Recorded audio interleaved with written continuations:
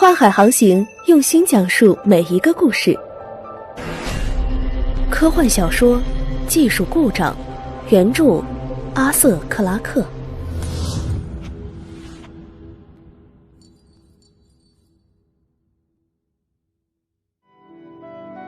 夜幕之下，为了确保发电站的安全运行，奈尔森已经进出过发电机芯10几次了。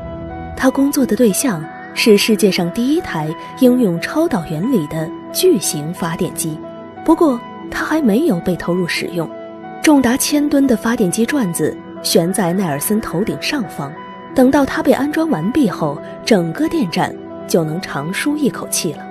检查完毕后，奈尔森准备离开机芯，而接下来他遭遇了命中注定的那个时刻。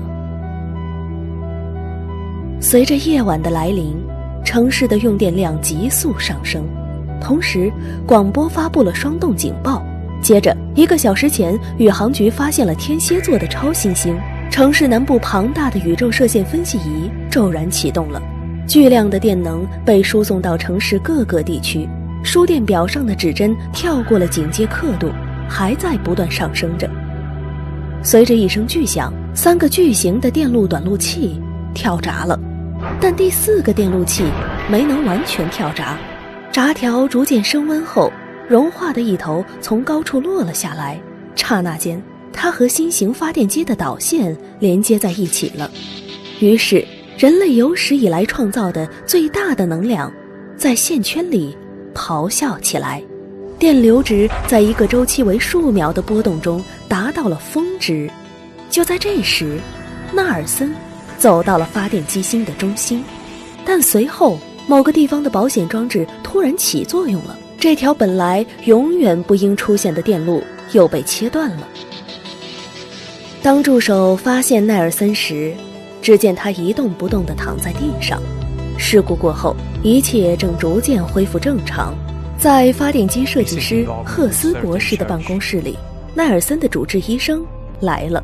他说道，奈尔森现在醒过来了，他声称自己已经无法阅读，称他看到的所有文字都是镜像的。他随身的工作记事本上面的文字全部变成了镜像字体，整件事情已经变得不能以常理而度之了。赫斯博士查看着奈尔森的记事本，一刹那，支撑他世界观的基石骤然分崩离析了。很显然，奈尔森的身体以某种方式做了一次严格意义上的翻转，他的左和右全都互换了。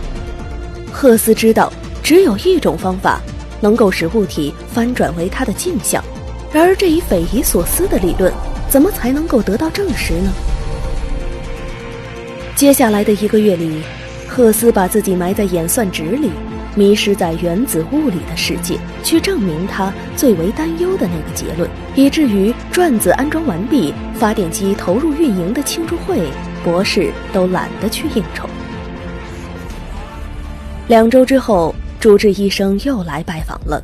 他声称奈尔森表现出维生素缺乏症的一切症状，如此下去，他将会因为营养不良而死亡。赫斯立即意识到了问题的严重性，他的理论也已经基本完成。在随后召开的紧急会议上，赫斯开始讲述事件的原委。他说道，一张纸页要变成镜像，必须在第3维中旋转，而让一个3维物体，例如一个人，要变成他的镜像，就得把它在第4维空间中翻转。4维几何体系目前从未在现实的物理世界中出现过，诸多现象表明，瞬间通过发电机线圈数百万安培的电流，一定曾在4维空间拓出过一个区域。奈尔森就曾进入了这片空间，当电路断开时，这个空间的突然塌陷而导致了空间翻转，于是奈尔森就被逆转了。爱因斯坦说过，第4维度是时间，但既然我要求各位承认空间的4维性，我们就不得不把时间称为第5维。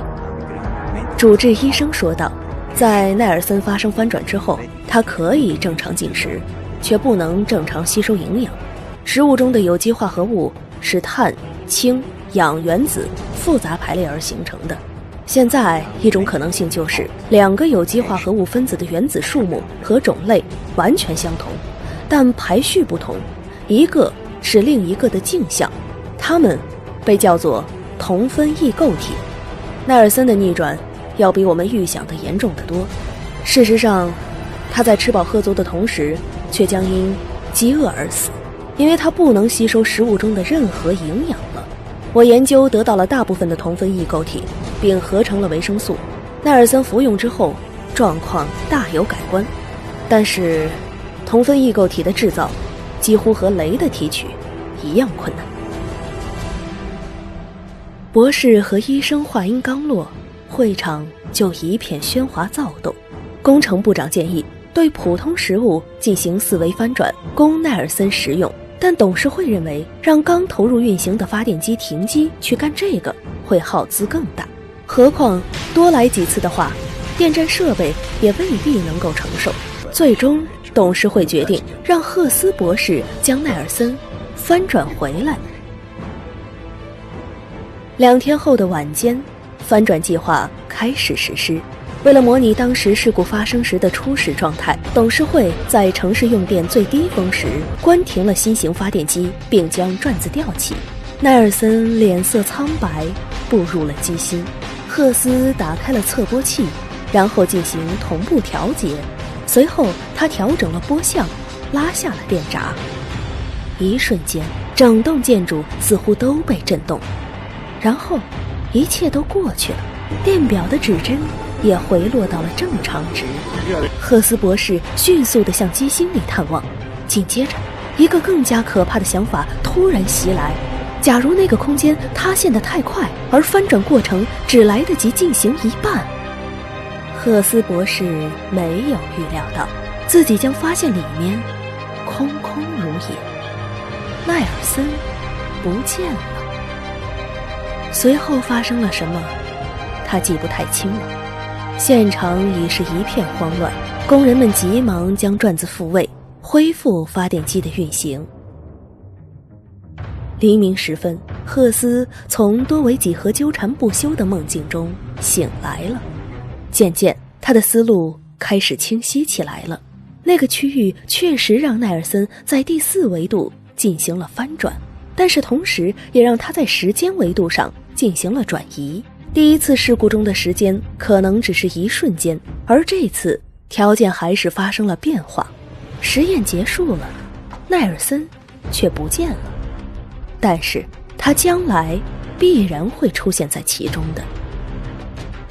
一瞬间，赫斯感到冷汗淋漓，他脑海里出现了那台巨型发电机高速运转的情景，而如果有什么实实在在的东西突然出现在其所占据的空间里，他一跃而起，一把抓起电站的内线电话，要分秒必争，转子必须马上被挪出。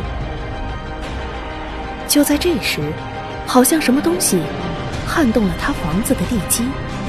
赫斯博士迅速地向电站方向望去，只见晨曦的寒光中，一柱巨大的蘑菇云腾空而起。